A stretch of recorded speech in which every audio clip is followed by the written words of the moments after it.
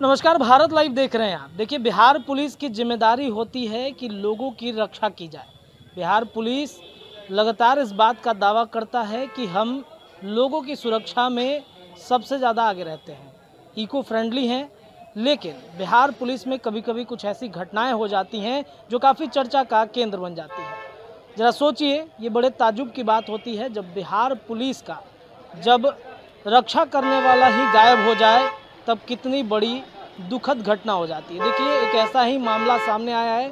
पिछले 2-3 महीनों में बिहार पुलिस का एक जवान जो मुंगेर में पोस्टेड है और नई नई उसकी नौकरी लगी थी, और बिहार पुलिस का वो जवान जो है वो पिछले 1.5-2 महीने से गायब है। लेकिन बिहार पुलिस को कानों कानों इसकी खबर तक नहीं मिली है। उनके परिजन इस वक्त हमारे साथ मौजूद हैं, इनसे बातचीत करेंगे, पूरा मामला जो है वो जानने की कोशिश करेंगे। क्या नाम है सर? मेरा नाम विशाल कुमार हुआ। क्या मामला है, क्या कुछ घटनाएं हुई हैं? जी, मेरा भाई बिहार पुलिस में 2021 बैच से है और उसकी पोस्टिंग मुंगेर जिला में हो गई थी। उसके बाद अभी रिसेंटली क्या हुआ, 1 महीने पहले 4 तारीख के फ़ोन से उसका फ़ोन स्विच ऑफ आ रहा था और 6 तारीख को हमें ये पता चला कि वो वहाँ पे बैरक जो होते हैं पुलिस के, वहाँ पे बेड पे 2 दिन से लापता है। 6 तारीख को हमें पता चला ये बात। अब हम ये चीज़ हमने पुलिस स्टेशन में कॉल करके पता की, उनको भी पता नहीं था। वहाँ के SHO थे DK पांडे जी, वही बोले क्या कि हमें नहीं पता है, हम अभी FIR कर लेते हैं। तो उनके खुद के स्टाफ ने FIR कर लिया और हमें कुछ बताया भी नहीं कि क्या लिख रहे हैं नहीं लिख रहे हैं। खुद का एक कहानी बना दिया जो हमें पता नहीं। हम उस चीज़ से हम पार्शली एग्री करते हैं जो उन्होंने FIR किया है, पूरी तरह से हम एग्री नहीं करते, सहमत नहीं है। जब 6 तारीख को हम वहाँ पहुँचे पुलिस स्टेशन, तो वहाँ पे पहली बात तो स्टेशन में कोई था नहीं। अपने भाई का पूछ रहे थे तो जो आए थे उस समय वहाँ पे मौजूद नहीं थे। ठीक है, तो वो बोले क्या, फिर जब मिले वो शाम तक तो फिर बोले क्या कि हम CDR के लिए पता किए हैं, जब आएगा तब आगे कार्रवाई करेंगे, CDR का वेट कीजिए।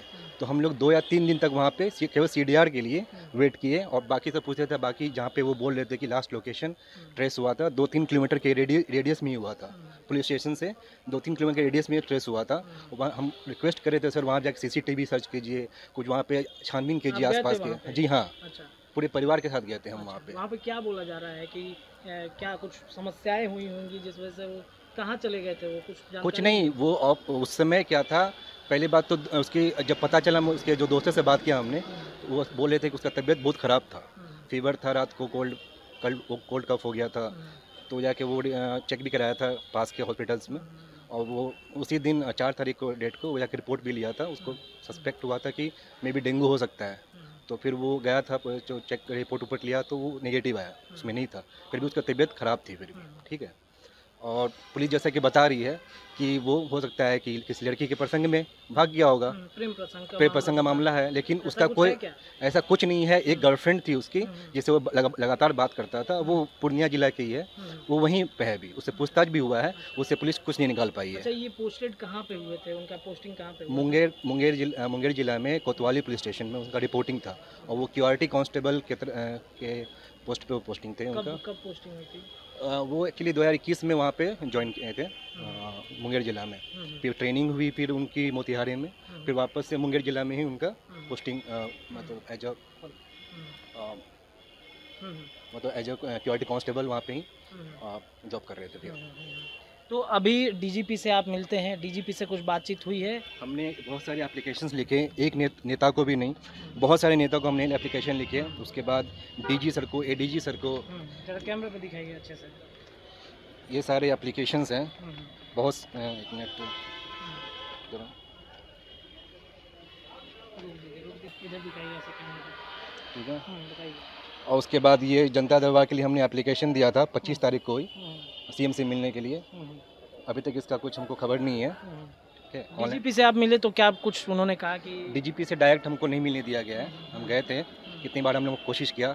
हम 20 दिन पहले यहाँ पे आए थे, पटेल भवन गए थे, तो वहाँ पे पता चला फिर कि मिलने का प्रोसेस होता है। तो हमने एप्लीकेशन डाला, उस एप्लीकेशन का अपडेट मिलने में मुझे 8 से 10 दिन लग गए।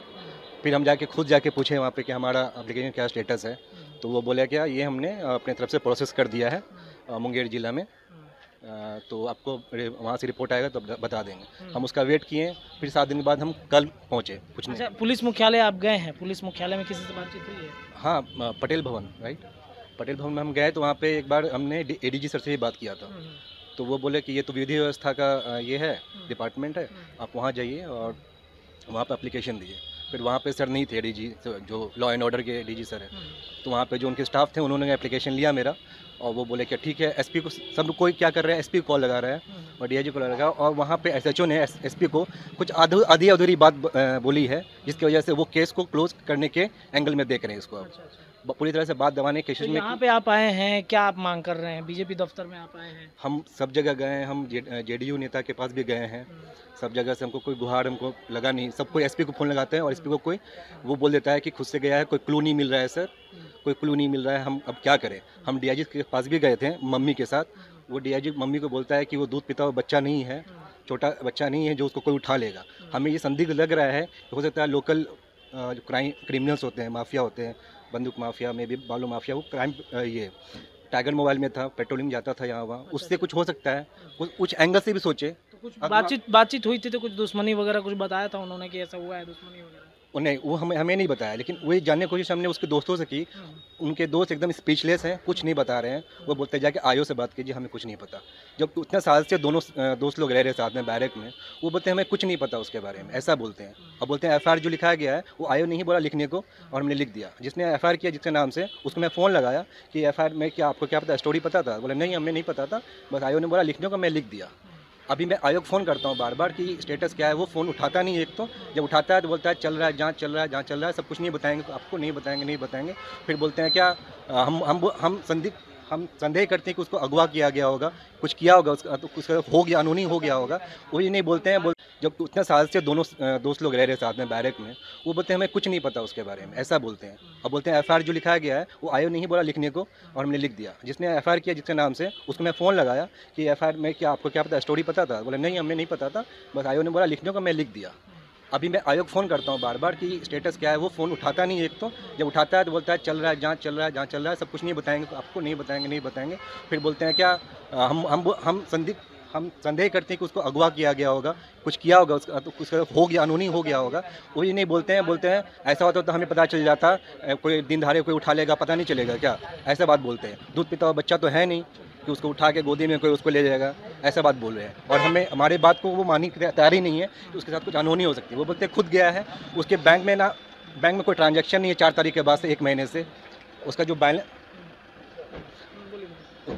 बैलेंस जितना था उतना ही है उसका अकाउंट में पैसे अभी तक। अगर खुद से जाता, अगर 35 अभी मतलब कोई ट्रांजैक्शन नहीं है, 35,000 उसके अकाउंट में था, अभी तक उतनी ही अकाउंट में है। मेरा नाम विशाल कुमार हुआ। चलिए, तो डीजीपी आर.एस. भट्टी जो दावा करते हैं बिहार पुलिस को लेकर के, देखिए कितनी दुखद बात है। पिछले 2 महीने से बिहार पुलिस का एक जवान गायब हो जाता है, लेकिन कोई भी ये मामला सुनने को तैयार नहीं है। यानी कि अब ये मान लिया जाए कि डीजीपी जो दावा करते हैं कि उनकी पुलिस सबसे एक्टिव है, बिहार पुलिस, सोशल मीडिया भरा पड़ा है कि हम न्याय दिलाते हैं, लेकिन हम ये कहेंगे कि डीजीपी आर.एस. भट्टी की पुलिस फिसड्डी है। वो दावा जो करते हैं वो सरासर गलत है। हम चाहेंगे कि न्याय इन भाई को मिले और इनका भाई जल्द से जल्द मिले, या फिर उनके साथ अगर भगवान ना करे कि कुछ हुआ हो तो वो सही सलामत घर पहुंच जाए। फिलहाल भारत लाइव के इस वीडियो में इतना ही। बहुत बहुत धन्यवाद। और वह बिहार के राजनीति और बिहारियत से सरोकार रखेनी तो सब्सक्राइब बटन दबा के चैनल के सब्सक्राइब कर ली।